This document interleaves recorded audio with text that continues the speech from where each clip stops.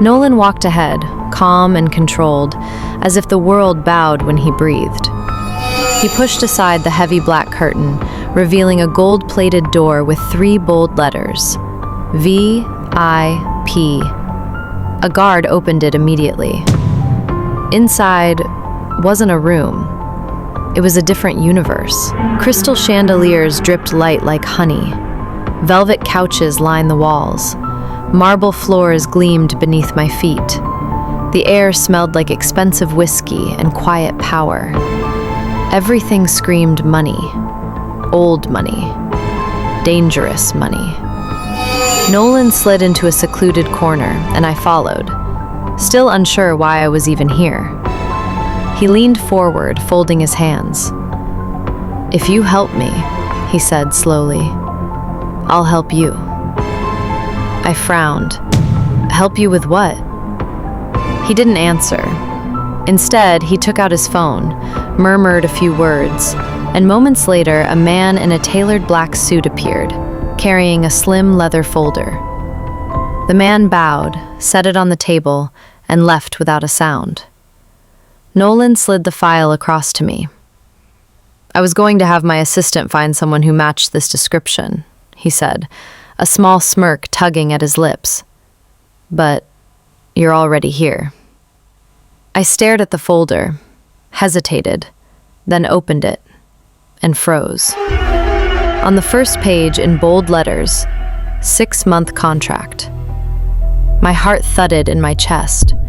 I flipped through the pages. Duration, 6 months.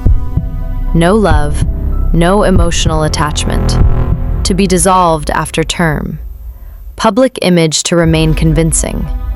Compensation, $100 million. I blinked, hard. What? Was this a joke? "You want a 6-month marriage?" I asked. "Technically, a partnership," he corrected. "A mutually beneficial arrangement." Heat flared across my cheeks. Anger, humiliation, disbelief tangled together. "So basically," I spat, "you want to use me for 6 months, toss me aside, and walk away clean." "You'll be very well compensated," he said. "I'm not some desperate toy," I snapped. "Get someone else." His brows lifted, not out of offense, but surprise. People probably didn't say no to him. We traded words, sharp and cold, but suddenly his tone shifted. "Please," he said quietly, "I really need this." Something in his voice cracked, a tremor I hadn't heard before. I paused. "Why?" My voice softened despite myself. He leaned back, eyes dark. "My father is dying," he said, "and the only way I can inherit the Caldwell empire is if I'm married within 2 weeks." 2 weeks? He continued. "My brother, Roman, wants the company, but he hasn't done anything to deserve it." Bitterness flashed through his voice, a wound deeper than money. "I've built everything," he said. "I've sacrificed everything. I don't have time for love or games. I just need this done." He met my eyes, steady, unwavering. "And in exchange, I'll give you revenge." My breath hitched. He knew. He knew exactly what I needed. "I'll make your ex regret everything," he said, "and I'll pay you $100 million. $100 million. I swallowed, hard. That money could change my life. Forever.